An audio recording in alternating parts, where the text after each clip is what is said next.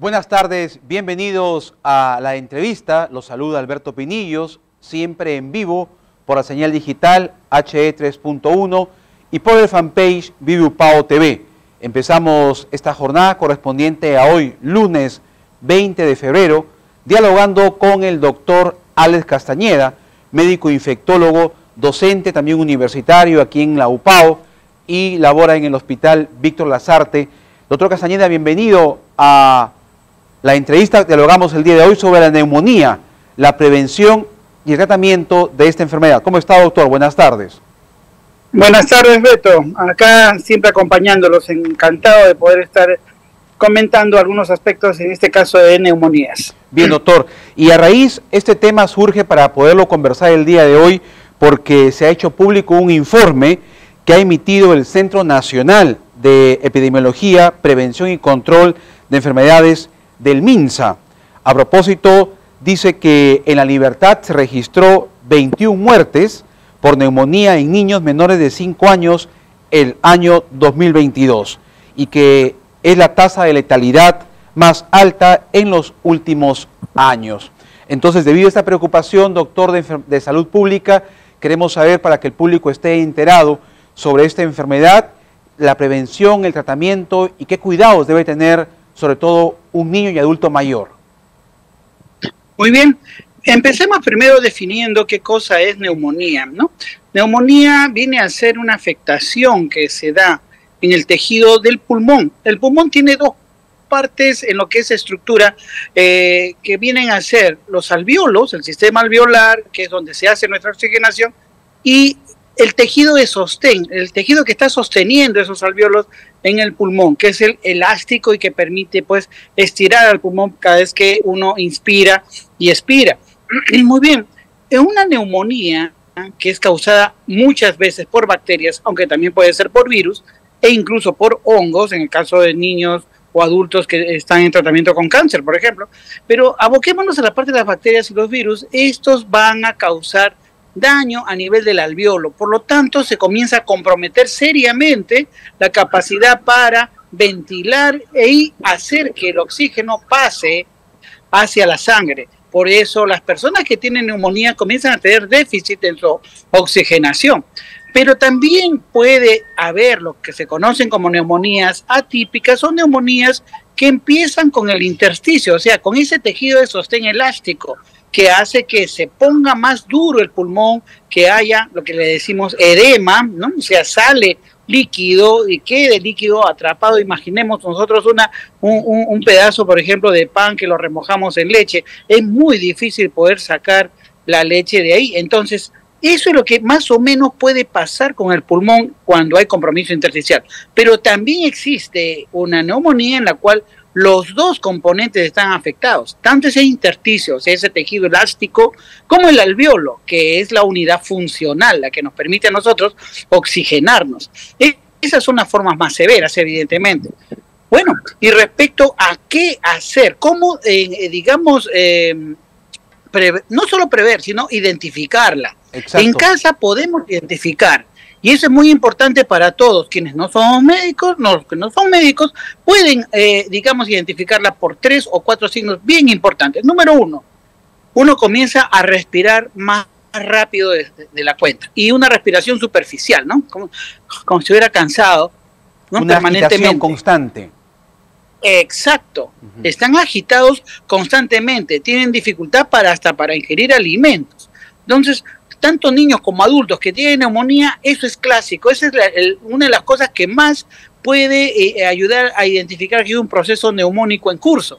No necesariamente puede haber fiebre. Si hay fiebre, digamos, sostiene más el diagnóstico, las dos cosas, ¿no? Fiebre con esa agitación.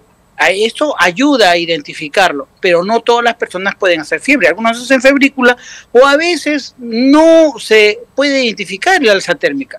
Pero sí es muy importante identificar esa agitación que comienza a tener el paciente. La otra cosa es que el paciente comienza a ponerse, digamos, abotagado, está muy cansado, quiere estar en su cama, quiere descansar, no desea hacer actividad alguna, incluso las más sencillas. ¿no? Y deja de comer, no tiene apetito. Son cosas clásicas que se ven en lo que conocemos como sepsis, y en este caso de foco neumónico.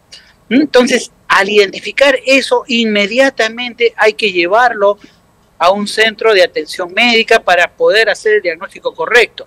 Cuando se ve, por ejemplo, el cuerpo en caso de los niñitos, o incluso de una persona adulta o un ancianito, y uno ve el tórax, ve cómo entre costilla y costilla se retrae el tejido. Esas retracciones intercostales también son indicios de que se están usando los músculos accesorios que no se usan normalmente para poder respirar. Eso también es un signo que nos dice acá hay severidad en el cuadro. Por eso no esperemos tener todos los signos como para poder buscar atención médica. Junto con eso, evidentemente, ya viene la tos, ¿no? Que puede ser productiva, como también al inicio puede ser seca.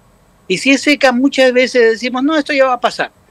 Identifiquemos entonces correctamente con estos signos que estamos comentando, ¿no? El cansancio, la agitación, no quiero comer, me voy a tirar a la cama, estoy, como decir, muy abotagado. Esos signos con fiebre nos hacen pensar fuertemente. Si tiene tos, si es productiva, mayor razón, llevarlo inmediatamente para una atención médica y descarte de neumonías. Correcto. Usted mencionaba, doctor Castañeda, algo importante que el público debe saber, que esa neumonía puede ser originada por una bacteria y también por un virus, ¿verdad? Así es.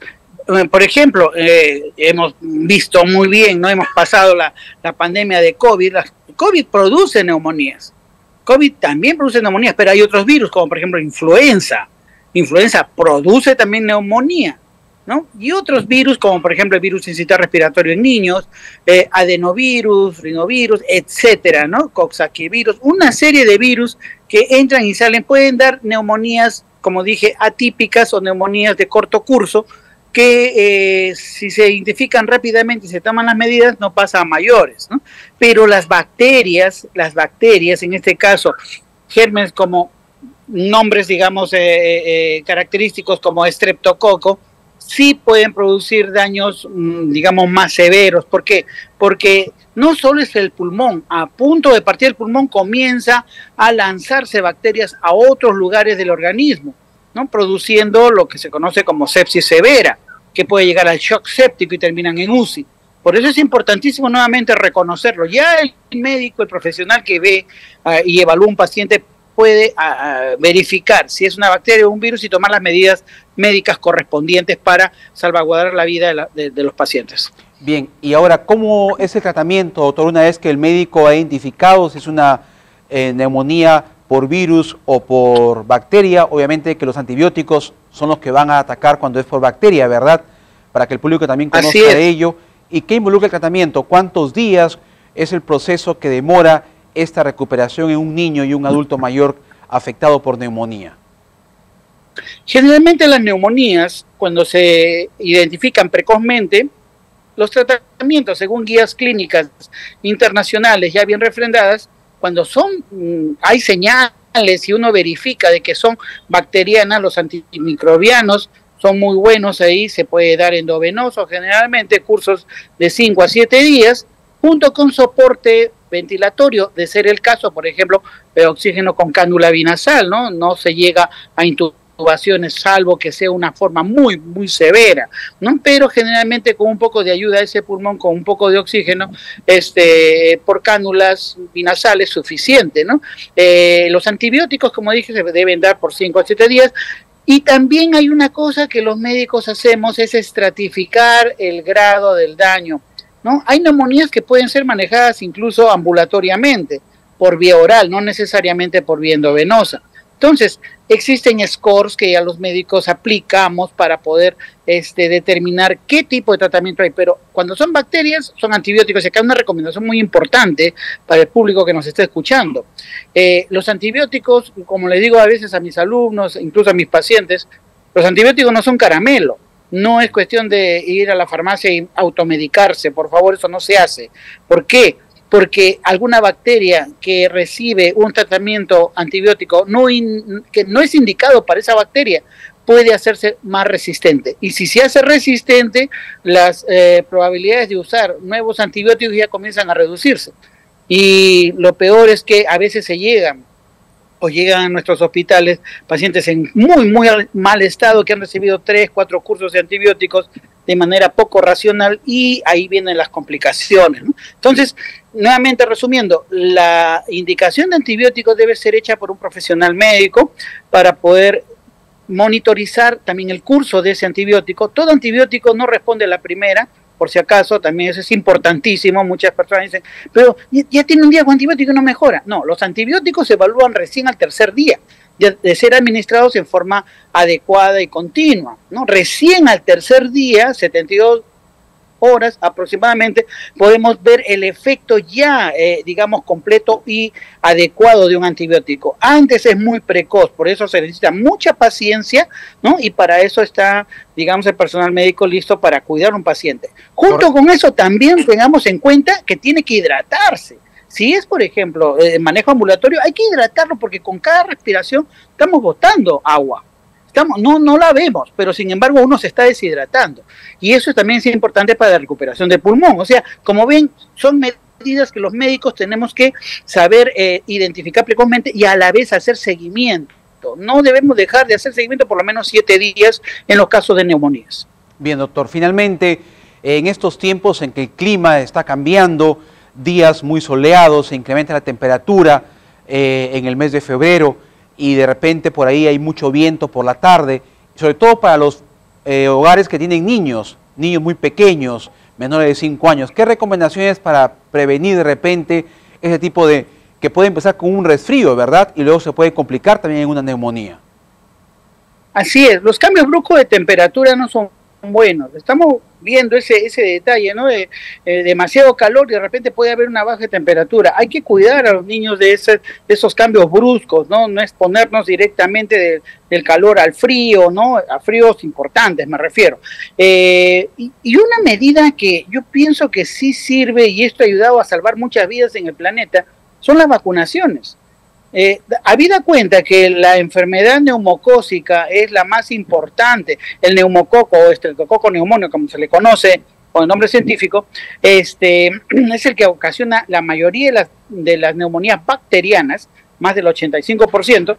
Entonces, existe una vacuna para neumococo y es una vacuna que se recomienda poder dar en los grupos extremos, por ejemplo, de edad que son muy susceptibles de hacer neumonías severas, como son los casos de los niños, pero también de los adultos mayores.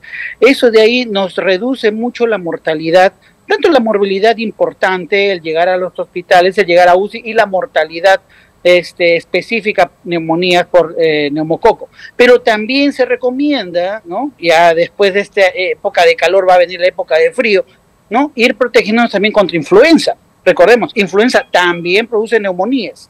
Entonces, una protección adecuada anual con vacuna para influenza nos va a proteger también de este tipo de daño ocasionado por, en este caso, el virus de la influenza. Entonces, no dejemos de considerar, siempre preguntando a sus médicos, a sus profesionales de la salud, qué vacunas son las más recomendables para evitar neumonías. Y en ese caso, las neumonías contra neumococo, hay vacunas para ello. Yo recomendaría considerarlas dentro de los aspectos preventivos para esta enfermedad.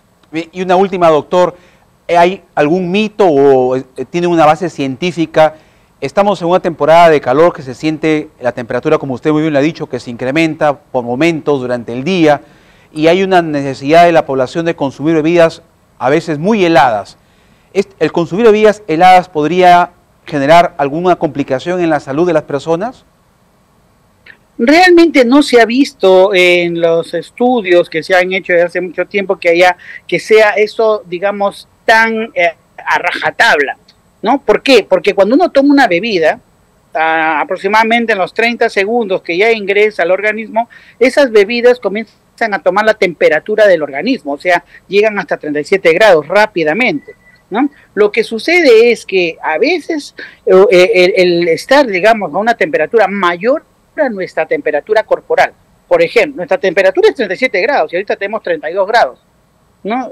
Nuestro cuerpo más bien está evaporando temperatura, está bajando su temperatura por ese cambio, por esa gradiente. Pero si estuviéramos en Iquitos, 40 grados, ¿no? 40, 42 grados, cambia la cosa. Y ahí si tomamos una bebida, ahí sí probablemente podría haber algún choque ¿no? De una regulación más lenta de la temperatura corporal. Por eso es que depende mucho del lugar donde estemos. Si estamos acá en Trujillo, por ejemplo, ¿no? Donde las temperaturas oscilan ahorita, en estos momentos, 30 grados, ¿no? Pero nuestra temperatura corporal es 37 grados, difícilmente va a ocurrir ese fenómeno. Es lógico también que un niño no tiene una capacidad de regulación, me refiero a los menores de 5 años, 4 años, 3 años, no tienen esa capacidad de regulación que tenemos los adultos. Entonces, en ellos sí habría que cuidar esos cambios tan bruscos, pero también no exagerar el otro lado. Darles bebidas calientes a un niño, digamos, con este calor también es contraproducente. Seamos, digamos, entonces racionales, temperatura ambiente, para que ese líquido entre, digamos, a una, no solo refresca, sino también llega a una temperatura adecuada al cuerpo del niño, ¿no? Correcto. Entonces, no exageremos los dos lados, ¿no? Exacto. Muy amable, doctor Alex Castañeda, como siempre, médico infectólogo, por su participación en la entrevista. Muchas gracias, doctor. Muy buenas tardes. Buenas tardes, Beto. Hasta la próxima. Vamos a ir a una pausa y seguimos con más en la entrevista.